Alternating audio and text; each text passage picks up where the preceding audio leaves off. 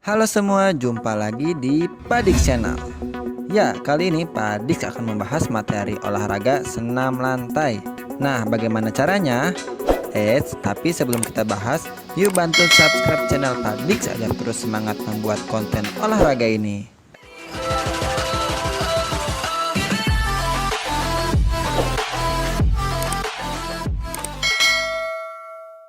Senam lantai atau juga disebut floor exercise merupakan jenis olahraga yang berguna untuk menjaga kebugaran tubuh.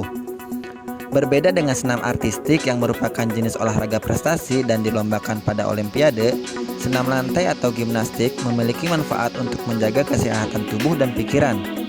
Senam lantai pun menjadi materi pembelajaran pendidikan jasmani bagi anak sekolah, baik di sekolah dasar, menengah, maupun atas. Pengertian senam lantai adalah kegiatan olahraga yang cara gerakan dan bentuk latihannya dilakukan di lantai sesuai dengan namanya. Biasanya senam lantai dilakukan menggunakan alas berupa matras.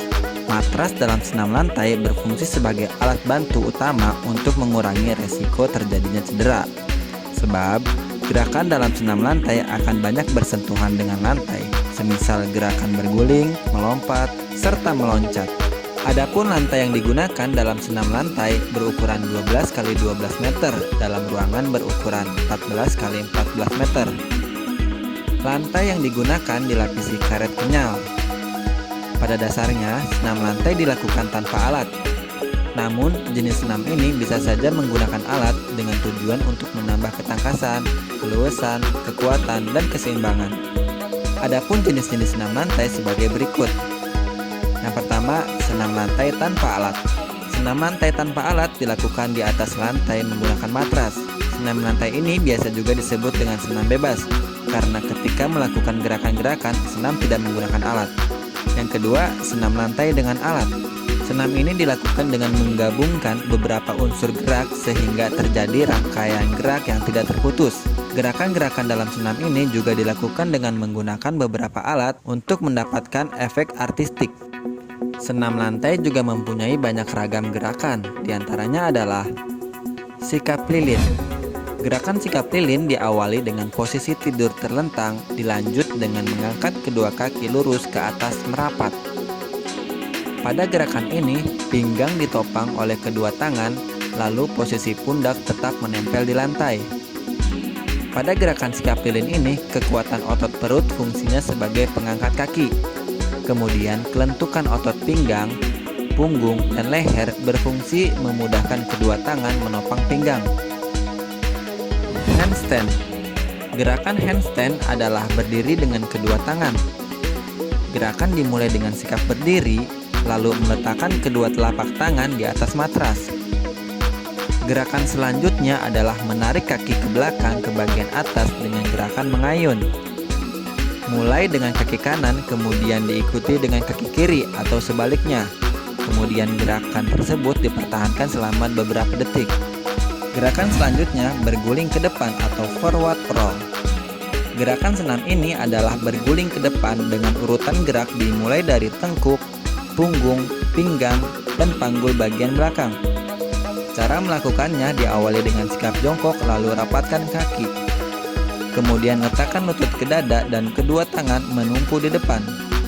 Lalu dilanjutkan dengan berguling ke depan dan ketika panggul menyentuh matras, peganglah tulang kering untuk menuju posisi jongkok.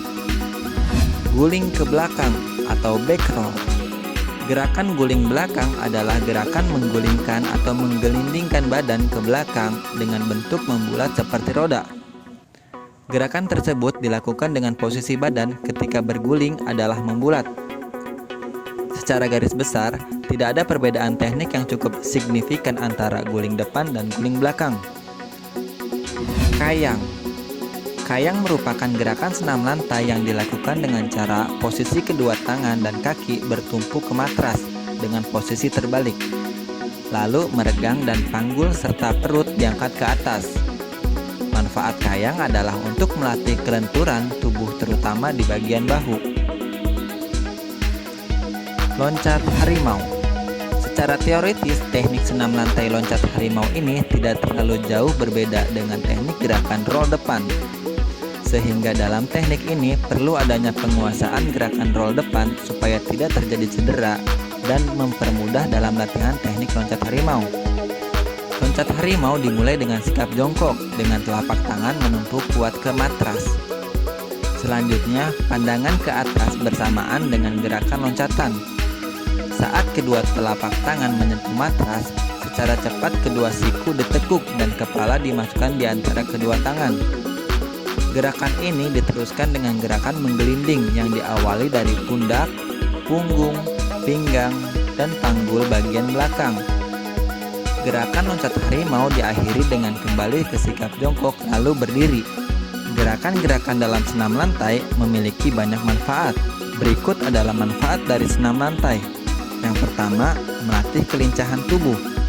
Yang kedua, memperkuat otot lengan, kaki, paha, pinggang, perut, dan dada. Yang ketiga, melatih lompatan, keseimbangan, dan kekuatan fisik.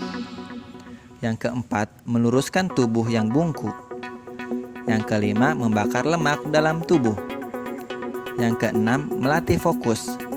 Yang ketujuh, meningkatkan kekuatan jantung dan melancarkan sirkulasi aliran darah. Yang kedelapan, membantu menurunkan berat badan. Cara aman untuk melakukan senam lantai yang aman menurut Dr. Sabto Adi dalam bukunya yang berjudul Bentuk-bentuk Dasar Gerakan Senam, bahwa ada beberapa hal yang harus diperhatikan sebelum melakukan senam lantai. Yang pertama, sebelum memulai aktivitas senam lantai, pastikan melakukan pemanasan terlebih dahulu. Yang kedua, dalam melakukan rangkaian gerakan senam lantai, mulailah dengan gerakan yang mudah lalu dilanjutkan ke gerakan yang sulit. Senam lantai selalu berkonsentrasi penuh. Yang keempat, patuhilah ketentuan-ketentuan teknik dasar senam lantai. Akan lebih baik jika didampingi oleh instruktur atau guru olahraga. Yang kelima, gunakan pakaian senam lantai.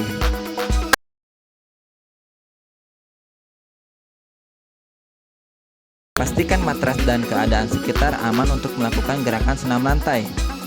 Yang kedelapan, letakkanlah matras di atas lantai atau tanah yang rata dan jauh dari bahaya. Kesembilan, letakkanlah matras jauh dari dinding atau tembok ataupun benda yang bisa menyebabkan benturan. Yang ke-10, jika sudah menyelesaikan aktivitas senam lantai, lakukanlah pendinginan atau relaksasi.